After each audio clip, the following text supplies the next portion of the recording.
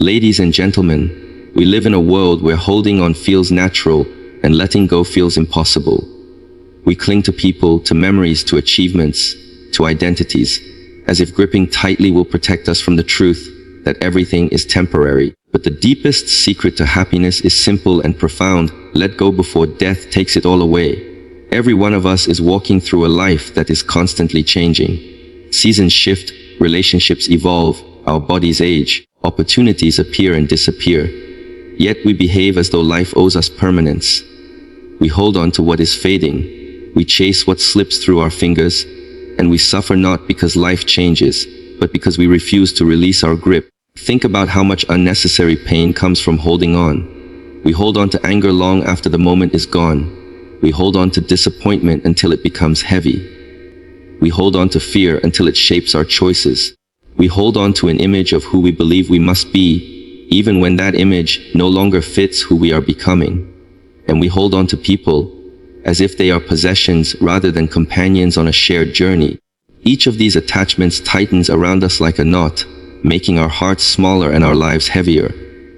But something extraordinary happens when we learn to let go. Letting go does not mean losing. It means releasing the weight we were never meant to carry. It means opening our hands so life can place new blessings in them. It means allowing change to shape us instead of break us. Letting go is not an act of weakness. It is an act of courage. It requires trusting the flow of life more than the fears of the mind. Let go of the past because it cannot be changed. Let go of regrets because they only take up space where new choices could be born. Let go of expectations because they bind life to a script it never agreed to follow. Let go of people who have already walked their part of the path with you. You honor them not by clinging, but by blessing them and continuing on with gratitude. Most importantly, let go of the illusion that you have endless time. None of us knows how many breaths remain. Recognizing this is not meant to bring fear, but clarity. When you understand that life is finite, you begin to live more honestly. You express love more freely. You forgive more easily. You appreciate more deeply. Every conversation matters. Every smile matters.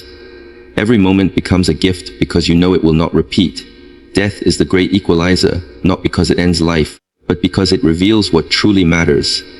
And what matters is not what you hold on to, but what you allow yourself to feel, give, and experience while you are here. When you let go of what binds you, you become lighter. You move through life with ease. You see beauty where you once saw problems. You find possibilities where you once saw obstacles. You discover peace where you once found fear. Letting go does not take away the love you have for others. It deepens it. It transforms love from possession into presence. You learn to love without clinging, without demanding, without fear of loss. This kind of love is fearless because it is free. And when death comes, and it will, it cannot take away love that was never built on possession in the first place. The secret to happiness is not in gaining more, controlling more, or holding more tightly. Happiness comes from living lightly, walking gently, breathing deeply, and embracing every moment as it is. Happiness comes from understanding that nothing in this world is truly ours, except the way we choose to live while we are here. Let go before death takes it all away. Not to surrender, but to finally be free. Not to lose everything, but to rediscover what cannot be taken. Your peace, your presence, your courage, and your capacity to love without fear. Impermanence is our greatest teacher because it stands as the silent, ever-present truth beneath everything we touch, everything we love, and everything we fear. It reminds us that life is not a fixed structure, but a flowing river, constantly reshaped by experiences, losses, gains, and transformations. Although many people find the idea of impermanence unsettling, it is precisely this fleeting nature of existence that gives life its meaning, urgency, and beauty. Without impermanence, there would be no growth. Without change, no transformation. Without endings, no beginnings. To understand impermanence is to understand that nothing in our lives, whether joyful or painful, will remain forever.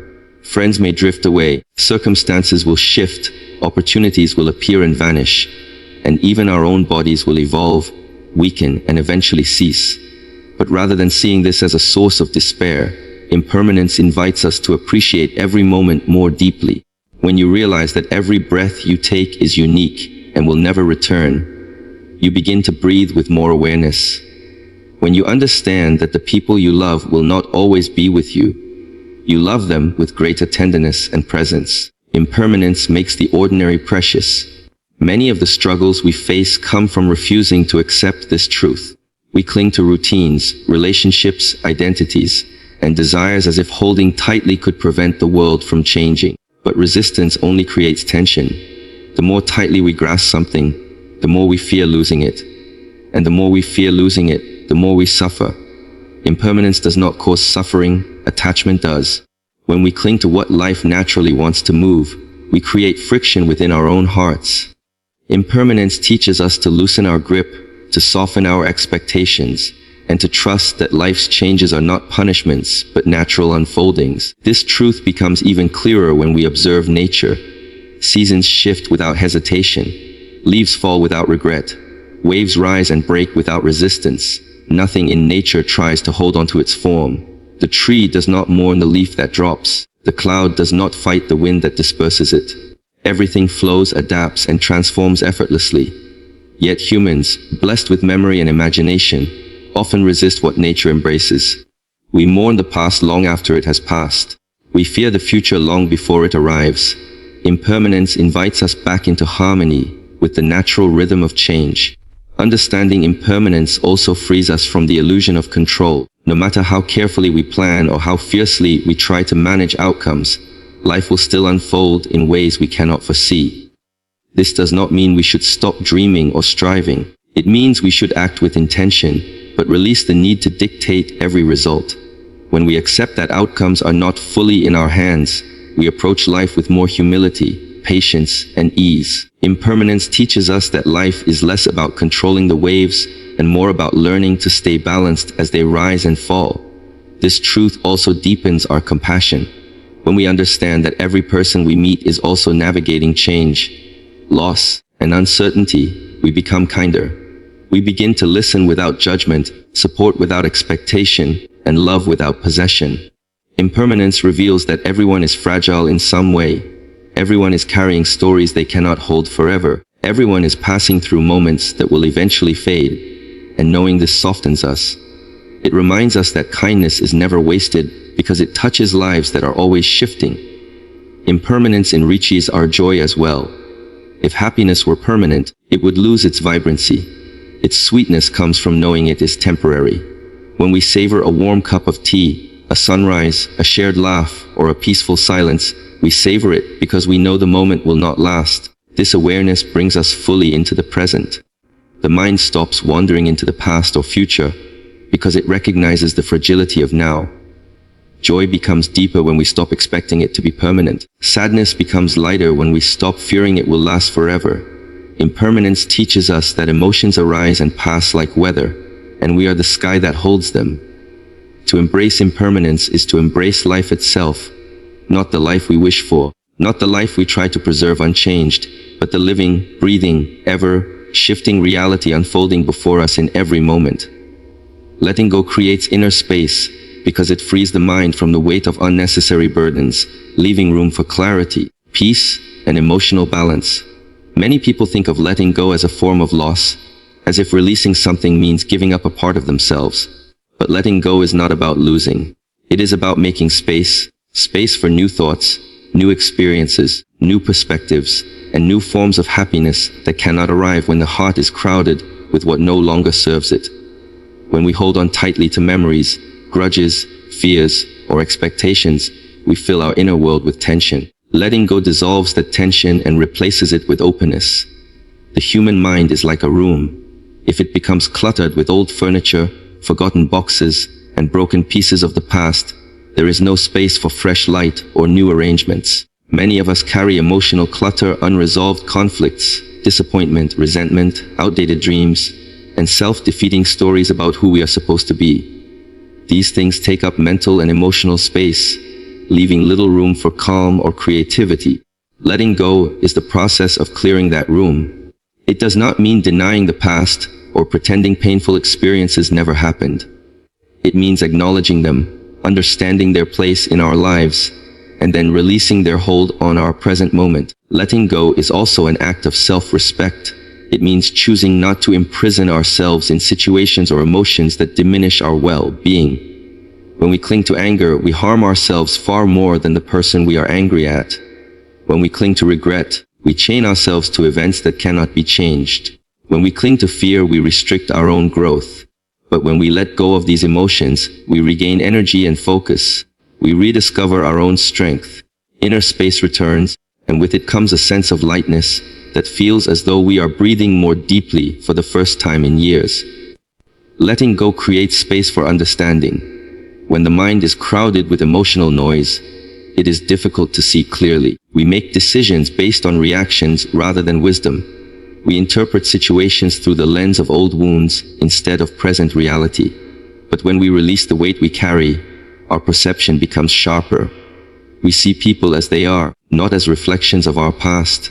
We understand situations without projecting fears or expectations onto them. Inner space allows insight to arise naturally, just as still water becomes clear when the mud settles. Letting go also creates space for forgiveness. Forgiveness does not mean agreeing with what happened or excusing harmful actions. It means choosing to stop carrying the emotional burden of those actions.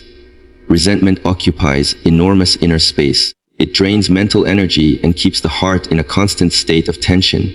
When we let go of resentment, we free ourselves, not the other person. Forgiveness opens the inner space where compassion and healing can grow.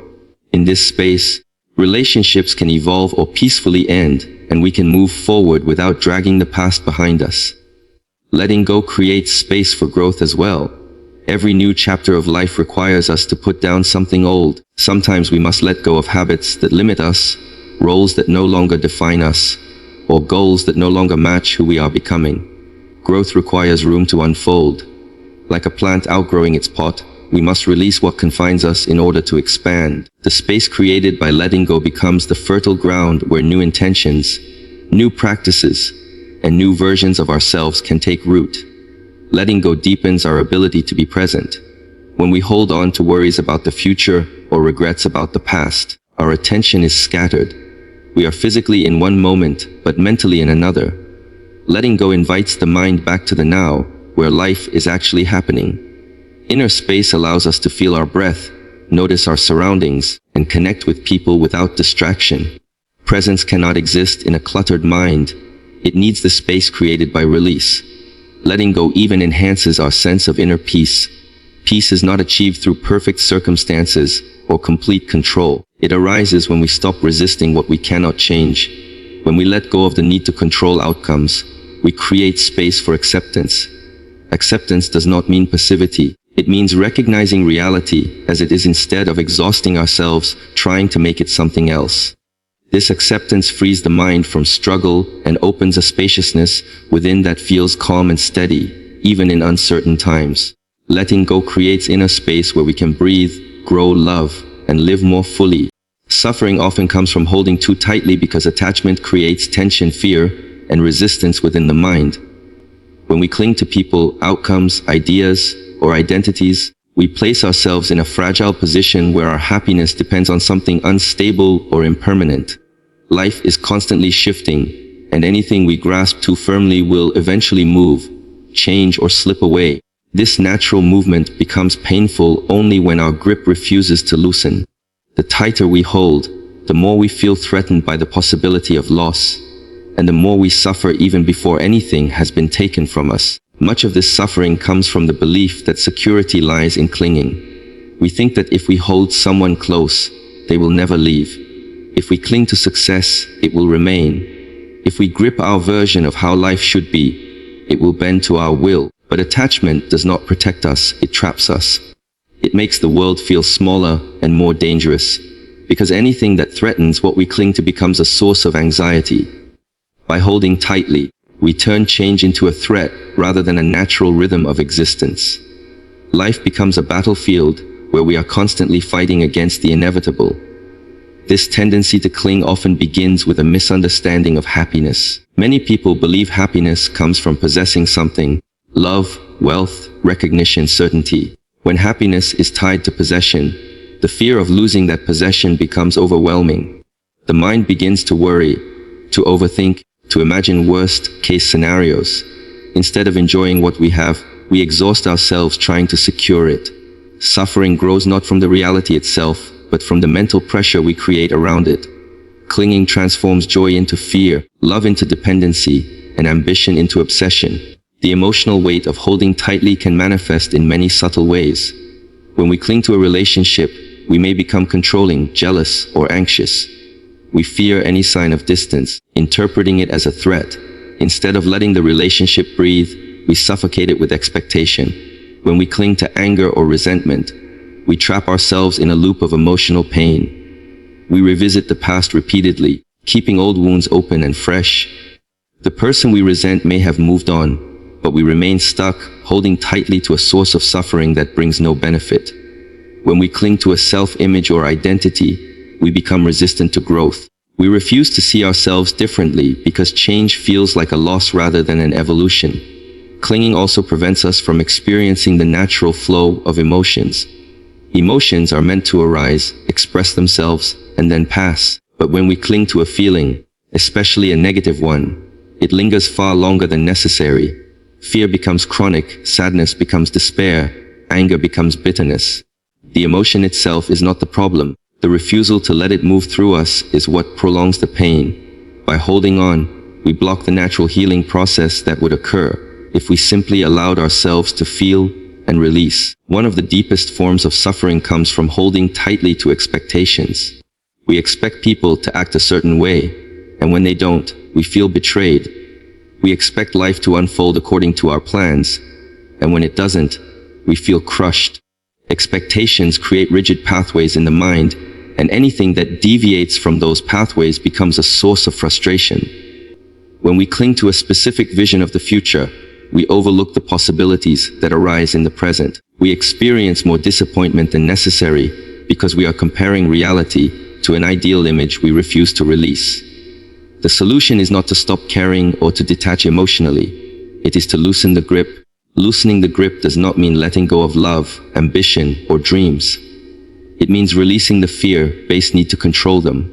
When we stop holding so tightly, we allow relationships to flourish naturally. We allow ourselves to pursue goals with passion, but without fear of failure.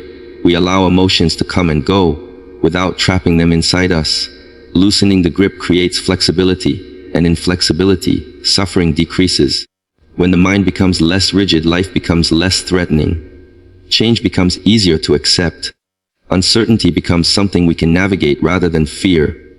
The heart becomes lighter, and our sense of inner peace grows. By loosening our hold on what we cannot control, we open space for clarity, resilience, and genuine connection.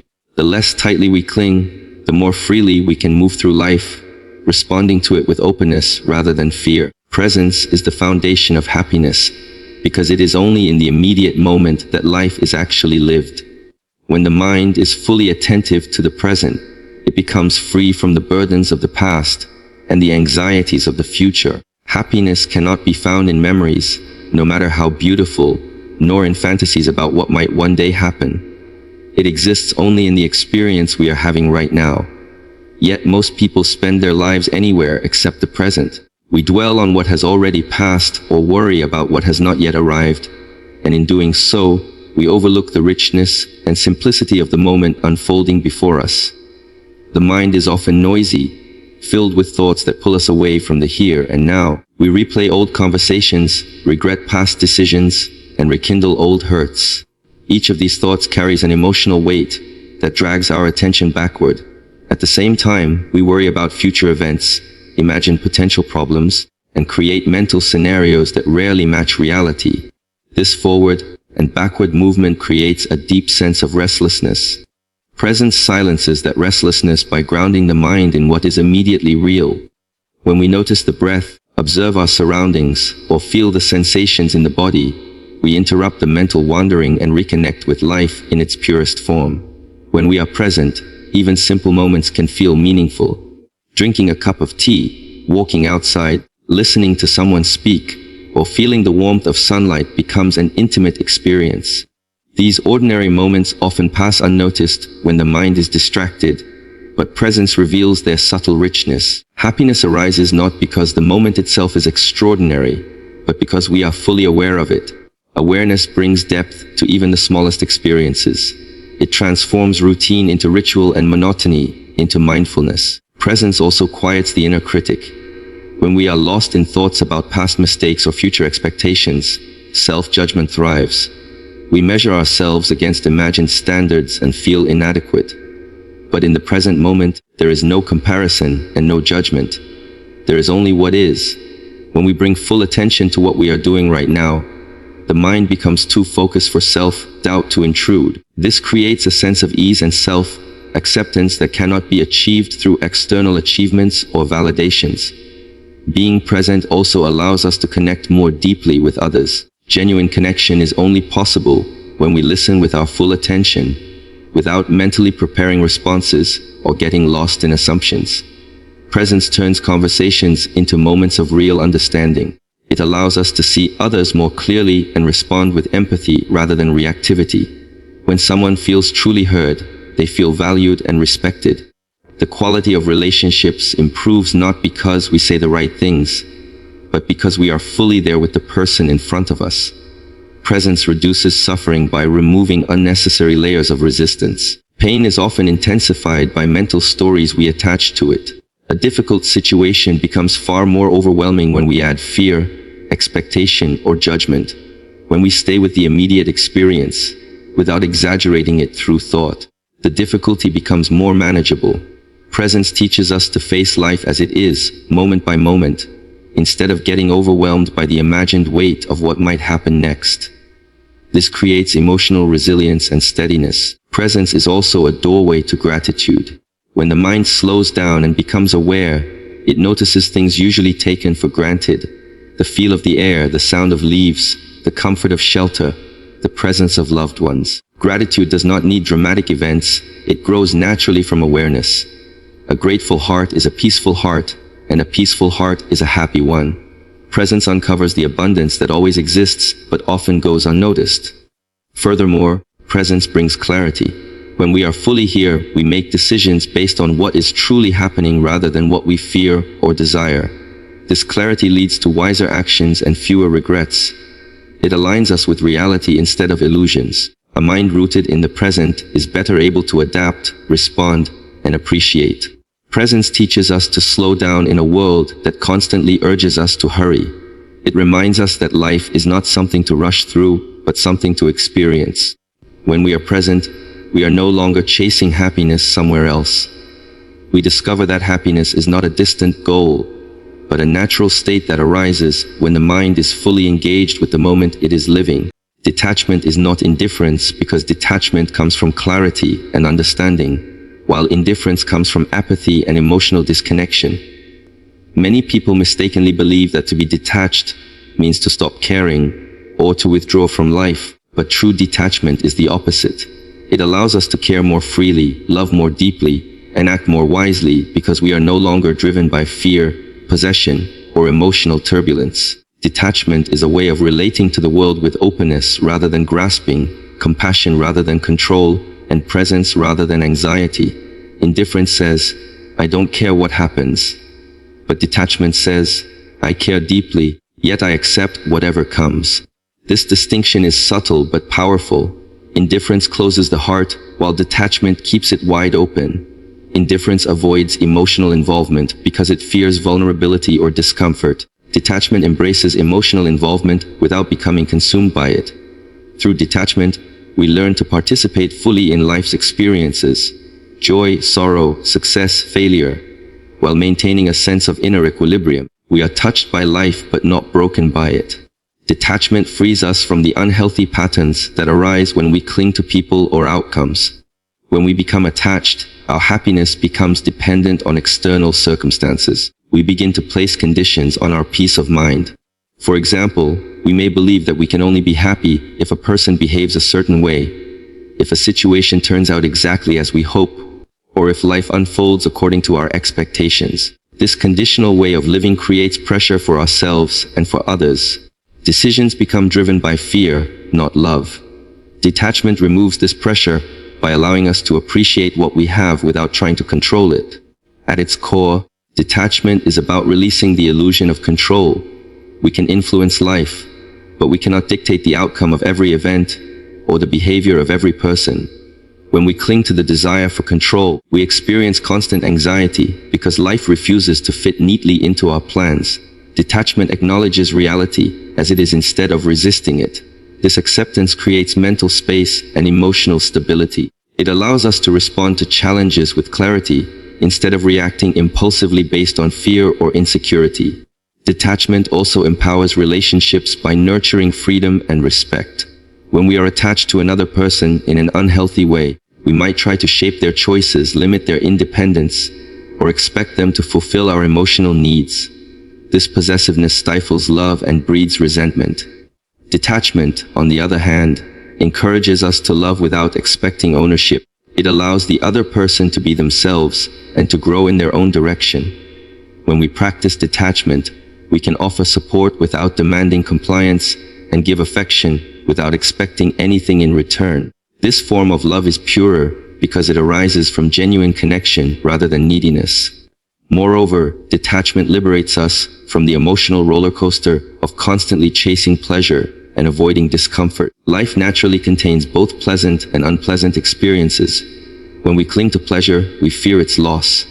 When we resist discomfort, we amplify its intensity.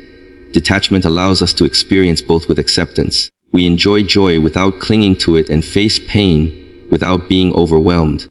This balanced approach creates a deeper sense of peace because we are no longer fighting the natural flow of life. Detachment is not a withdrawal from life, but a more skillful engagement with it. It helps us observe our thoughts and emotions without becoming enslaved by them.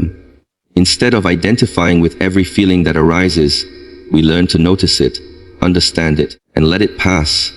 This does not mean suppressing emotions, rather, it means relating to them with spaciousness and wisdom. A detached mind acknowledges emotions, but does not let them dictate actions. This inner freedom strengthens emotional intelligence and resilience. Detachment also enhances productivity and creativity. When we are overly attached to a particular outcome, we become rigid in our thinking. We fear making mistakes and hesitate to take risks. But when we are detached, we can explore ideas, experiment, and adapt without the weight of perfectionism. We focus on effort rather than results, and this openness often leads to better outcomes. Detachment encourages us to do our best and then release the need for things to unfold in a specific way. Ultimately, detachment is an expression of trust in ourselves and others, and in life's unfolding. It allows us to move through the world with a sense of inner calm, knowing that we can meet whatever arises without clinging, resisting, or collapsing. Detachment is not coldness, it is warmth without fear. It is not distance, it is presence without attachment. It is not emptiness, it is freedom. Live lightly so death takes nothing from you, because the more lightly you move through life, the less you are burdened by fear, attachment, or regret. Living lightly does not mean living carelessly or without responsibility. It means carrying yourself with an inner freedom that is not weighed down by possessions, grudges, expectations, or the illusion of permanence. When you live lightly, you recognize that everything you hold in your hands is borrowed, and everything you experience is temporary. This understanding transforms the way you love, the way you act, and the way you meet both joy and sorrow. To live lightly is to live with the awareness that life is precious precisely because it cannot be held forever. Many people live as if life belongs to them, as if time is guaranteed, and as if the people around them will remain unchanged. This belief leads to a way of living that is heavy with attachment and fear. We accumulate things in the hope that they will give us security. We cling to opinions and identities because we want certainty. We hold on to resentment because we think it gives us power. But every one of these forms of clinging adds weight to the mind and heart. When death eventually comes, it will strip away these illusions, but the suffering comes from resisting this truth while still alive. Living lightly means releasing this unnecessary weight now, so that life becomes more spacious and death loses its power to frighten. Living lightly also changes the way we relate to possessions. Material things can serve us, bring comfort, and enhance our lives, but when we become attached to them, they begin to control us. We worry about losing them, maintaining them, or comparing them to what others have. This creates a cycle of desire and dissatisfaction. When we live lightly, we use what we have with gratitude and let go when it is time. We no longer measure our worth by what we own. We become richer internally because our peace does not depend on external objects. When death arrives, it may take our possessions, but it cannot take a mind free from attachment. Living lightly also transforms relationships. When we cling to people out of fear of losing them, we unintentionally restrict them and create tension. But when we love lightly, we love without chains. We allow others to grow, to change, and to walk their own path. This does not diminish our affection, it deepens it. Loving lightly means appreciating every moment with someone, knowing that none of those moments are guaranteed. It means saying what matters today, instead of waiting for a future that may never come. When death eventually separates us from those we love, we suffer less because we know we loved fully, honestly, and without holding back. Living lightly means letting go of the past in order to walk freely into the present. The past can be a heavy burden when filled with regret, guilt, or unresolved pain. Carrying these weights into every new moment prevents us from experiencing life with openness. Living lightly means acknowledging what happened, learning from it, and releasing the emotional hold it has on us.